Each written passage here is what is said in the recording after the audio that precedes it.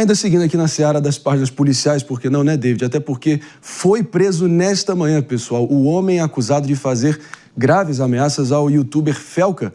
Tudo isso depois já do seu histórico vídeo denunciando o fenômeno da adultização de menores de idade nos ambientes virtuais aqui no Brasil e também, por que não, no mundo. Mas olha, a prisão foi realizada pela Polícia Civil de São Paulo em Olinda, Pernambuco. E eu vou trazer o David aqui com todos os detalhes e também lembrar a nossa audiência do porquê desse intercâmbio, né, com o Nordeste e São Paulo trabalhando em linha direta nessa cooperação interestadual para realmente desbaratar de vez todo mundo envolvido nessa loucura toda. Sem dúvida, Marinho. O influenciador solicitou a quebra do sigilo ao Google, né, Brasil, e com os dados, então, que foram apresentados pela investigação da Polícia Civil aqui de São Paulo, eles conseguiram identificar essa pessoa. Ele, inclusive, no momento da prisão, estava com a página no computador dele aberta da Secretaria de Segurança Pública de Pernambuco, onde ele foi preso.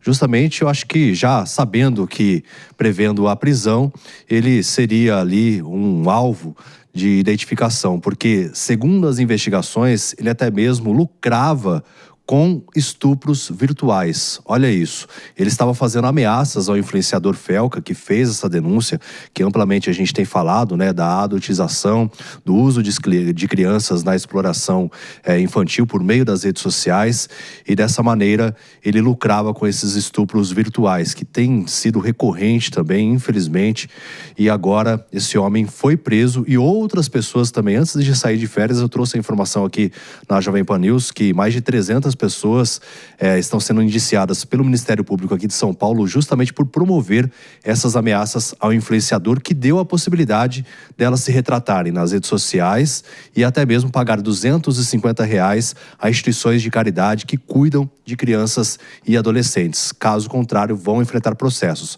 Mas nesse caso, além dessa questão das ameaças, o homem também deve responder por esses estupros virtuais. Esses estupros virtuais, né, David, são quando o bandido ele manipula a criança por meio da rede social para que ela tenha comportamentos sexuais por videochamada e coisas desse tipo, não é isso?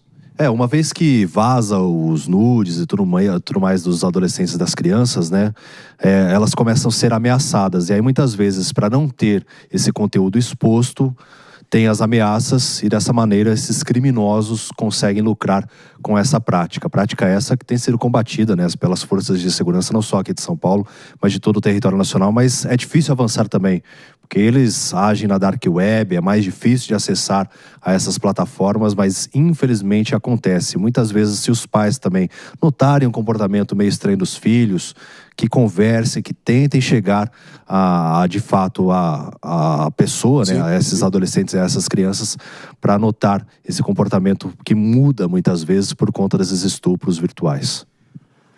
Realmente que Deus e as autoridades, quando querem fazer o trabalho delas bem feito, de forma enérgica, assertiva, usando todo o arcabouço e ordenamento jurídico já vigente, sem precisar criar novas estrovengas e grandes leis novas e tentar virar o jogo, conseguem fazer o trabalho deles e conseguem fazer o que precisa ser feito, né, doutora Priscila Silveira? Bastou realmente uma intimação ali do TJSP para o Google Brasil, acabou em 24 horas entregando os IPs e os e-mails do sujeito, rastreou até Olinda e está aí preso. E mais uma vez o Felca, que meteu a mão nesse vespeiro imenso, pode respirar um pouco mais aliviado, né? Exatamente, com a modernidade, como você bem disse, a polícia, quando ela quer, ela realmente pega, né? Foi lá, buscou a Google, a plataforma, para poder ver o IP dessa pessoa que estava ameaçando. Existem outras pessoas que também estão ameaçando o Felca, e o que me chama a atenção é a dificuldade de muitas cifras, Marinho, que a polícia às vezes desconhece, né, os criminosos, porque as pessoas ficam coagidas, com medo.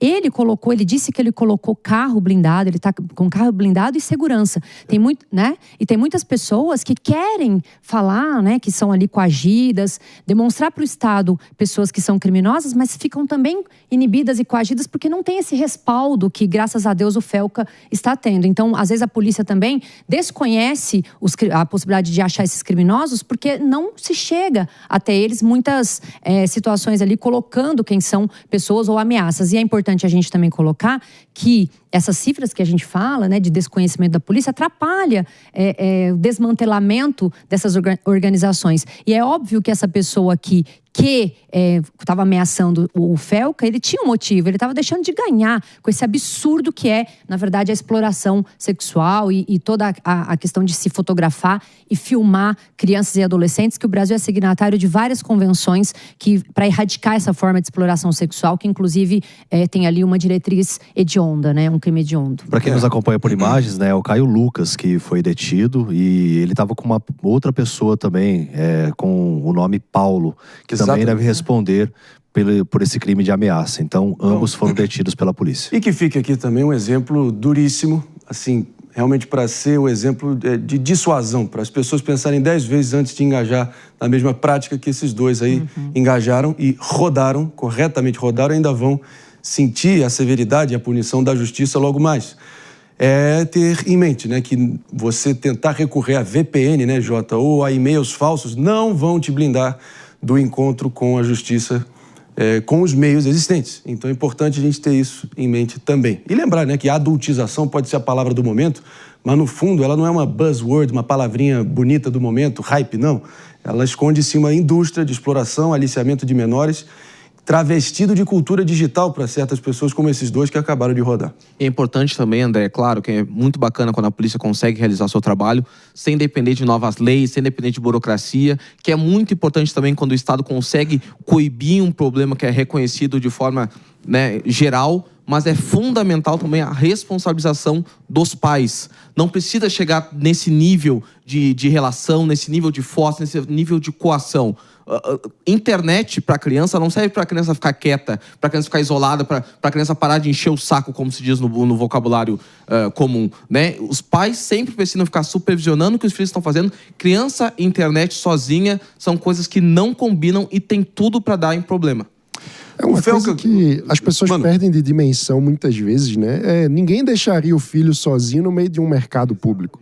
A internet, ela é um mercado público digital, né? Que tem ali de tudo. Então, você não pode deixar uma criança, especialmente uma criança pequena, sozinha, sem supervisão no ambiente virtual, porque acaba virando alvo fácil de predadores sexuais, inclusive, que querem fazer exploração de menores. Então, é importante fazer esse alerta para todos os pais também. Quem ameaça e explora crianças, pessoal, não é criador de conteúdo em nenhum lugar, nem aqui, nem na China, nem em nenhum lugar dessa galáxia. É criminoso, hediondo, e a resposta tem que ser essa: inteligência, perícia, algemas, cooperação interestadual e o exemplo duro para eles conhecerem a porta de ferro do sistema penal brasileiro agora por dentro, para provarem do próprio veneno.